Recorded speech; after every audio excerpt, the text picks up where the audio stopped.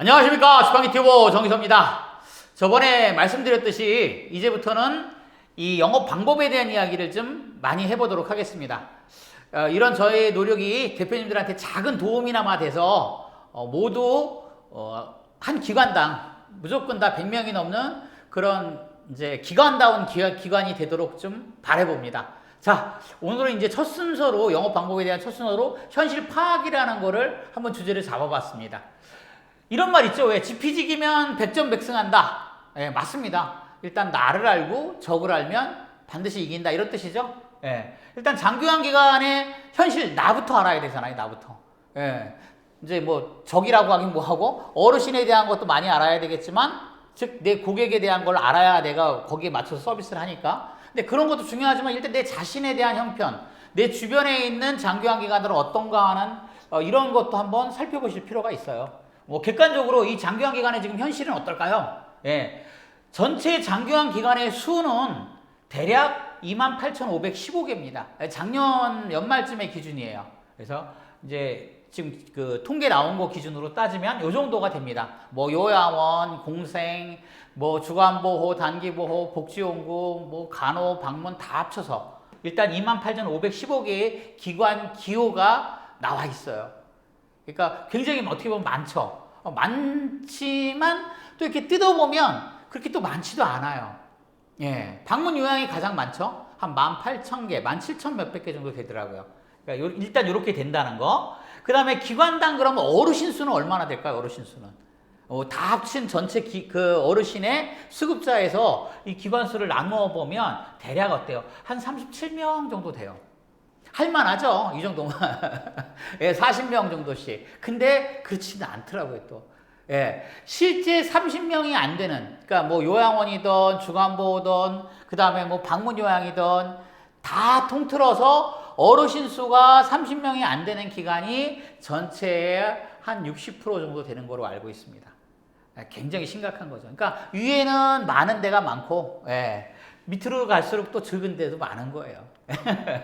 기관당 월 매출은 대략 얼마나 될까요? 예, 대략 3,800만 원 정도 됩니다.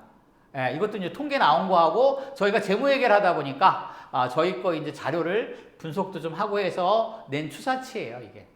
그러니까 이 정도면 할만하나요? 3,800만 원이면 매월 이제 매월이니까 꽤 괜찮아. 연간 한 뭐 5억 되니까 이 정도면 괜찮지 않나? 라고 하시겠지만 여기서 또 인건비 지출 비율을 빼야 되잖아요.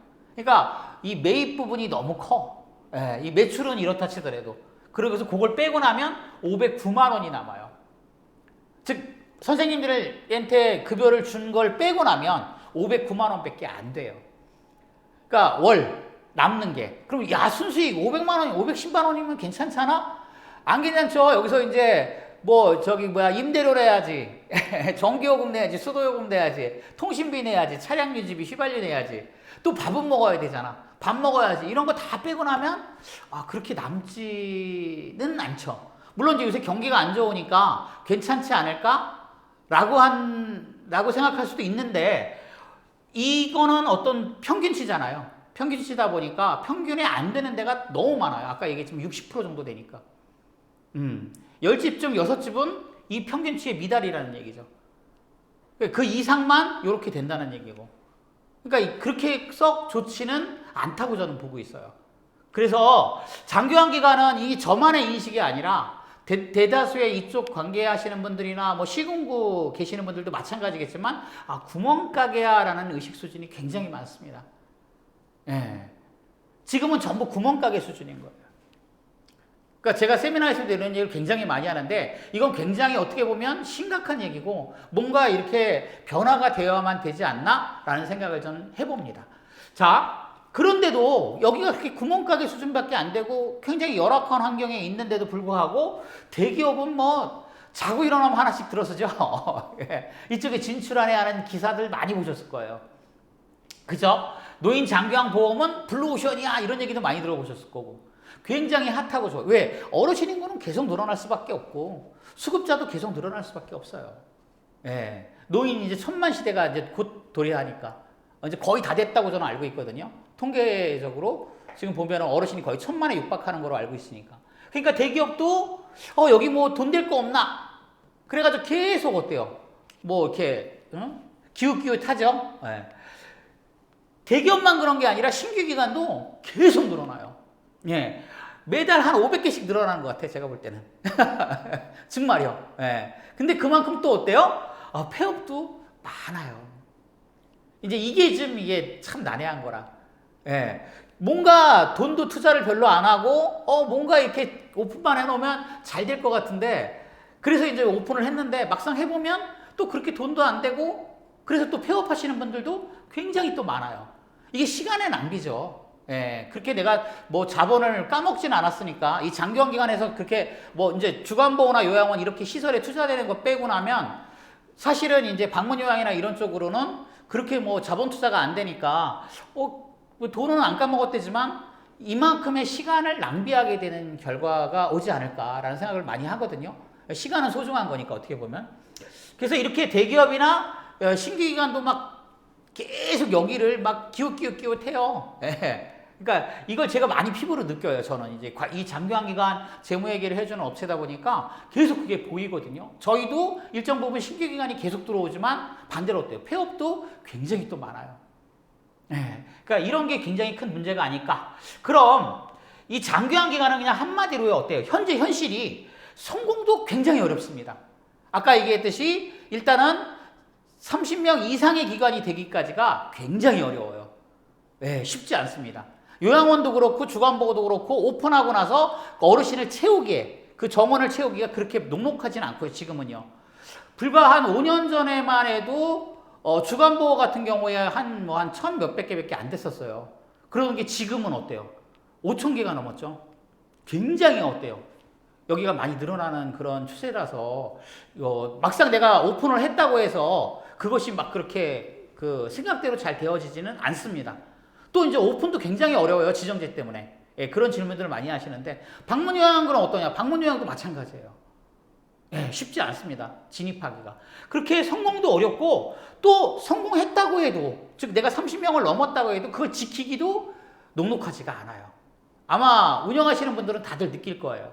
어르신이 이제 돌아가시는 수도 있고, 또는 이제 어디 딴 데 가시는 수도 있고, 그래서 어르신 수는 빠지는데, 새로 들어오는 어르신은 또 그렇게 발굴하기가 만만치가 않죠. 문만 열어놓고 있다고 해서 어르신이 막 오는 거는 아니니까. 그리고 요새 어르신들은 또 좀 많이 이렇게 바라시는 것들도 많죠. 옛날 어르신들에 비해서.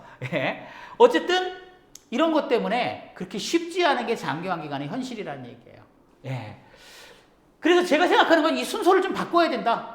지금은 어때요? 내가 저번에 말씀드렸듯이 1순위는 어르신입니다. 어르신을 어떻게 케어할까? 어르신을 어때요? 어떻게 잘해드릴까가 먼저예요. 장기화 기간 누가 뭐라 그래도. 하지만 어때요? 이렇게 어르신, 선생님, 영업 이런 순서를 갖다 생각하시지 말고 우선순위를 영업으로 한번 더 보자고요. 영업의 최우선. 나는 영업이 최우선이야. 즉 어르신 수를 늘리는 거예요. 요양원이면 어르신을 정원을 채우는 거예요. 주간보호도 마찬가지고. 그리고 대기를 탈 수 있게끔.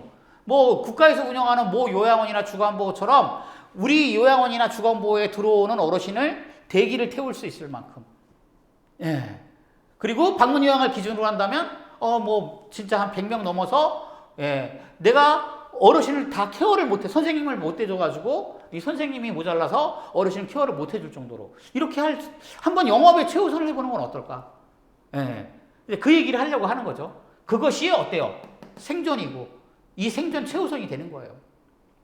누가 뭐라 그래도 제가 생각할 때는 어르신 수가 없으면 100명 요양원을 지어놓으면 뭐예요? 어르신이 10명도 안 되면 어때요? 문 닫아야죠. 그리고 실제로 문 닫는 기관도 있습니다. 주간보호도 마찬가지고. 방문요양도 처음에 뜻은 그럴싸하지만 내가 지금 한 지가 한 2년, 3년 됐는데 아직도 어때요? 15명, 20명 이렇게 된다 그러면 이게 운영이 될까요? 계속 앞으로? 저는 영업이 곧 생존이라는 생각을 많이 합니다. 적어도 2027년까지 저는 이 2027년의 의미를 많이 두는데 이게 바뀌는 시점이라고 저는 생각을 하거든요. 2027년쯤 되면 3차 5개년 계획도 끝나고 2028년부터잖아요. 4차가. 그리고 뭔가 지금 새로운 그림들이 그때는 완성이 되지 않을까. 그래서 2028년이 되면 뭔가 좀 약간은 새바람이 불지 않을까라는 생각을 좀 많이 해봅니다. 2027년까지는 나는 어르신 수를 100명 다 채울 거야. 이 생각을 해보고 시설도 적어도 30명 넘는 대로 나는 바꿀 거야. 이런 생각들 있잖아요. 예, 이게 제일 중요하지 않을까. 그리고 그래야만 안정적인 수익과 함께 장기화 기간을 앞으로도 계속 저희 지팡이와 할 수 있는 그런 기관이 되지 않을까. 이제 이런 생각을 해보는 겁니다. 자, 오늘은 이제 일단 현실에 대해서 잠깐 한번 짚어보고 다음 주부터는 또 이제 그 영업에 대해서 좀 더 다른 이야기를 좀 해보도록 하겠습니다. 자, 오늘은 여기까지 하겠습니다. 감사합니다.